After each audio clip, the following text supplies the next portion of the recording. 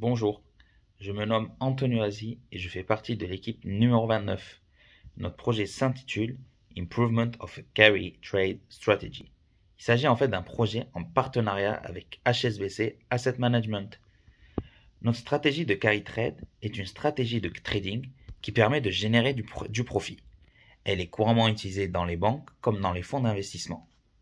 Mais comment générer du profit à partir de cette stratégie? En fait, cette stratégie est lié à un différentiel de rendement. C'est grâce à ce différentiel de rendement que nous allons générer du profit. Je m'explique. Imaginons une banque qui veut construire un portefeuille de devises financières. À ce moment-là, il y a des devises financières qui ont des implied yields, des rendements, on va dire, élevés. Et à ce moment-là, la banque va prendre la décision de prendre une position longue, c'est-à-dire d'acheter la monnaie. Dans le cas opposé, si les implied yields des monnaies sont faibles, à ce moment-là, la banque va tout simplement prendre la décision de vendre les monnaies.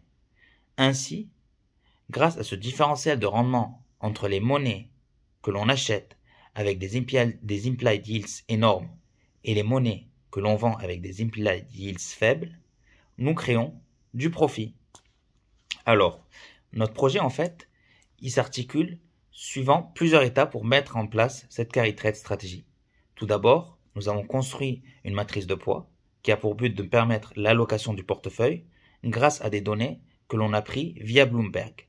Ensuite, tout le reste du projet s'est articulé autour du langage Python et par la suite, après avoir mis en place une allocation de portefeuille, nous avons implémenté la backtest function qui permet de vérifier si notre carry trade stratégie fonctionne à merveille à partir d'un historique de data. C'était Antonio Azi et je vous remercie. Bonne journée.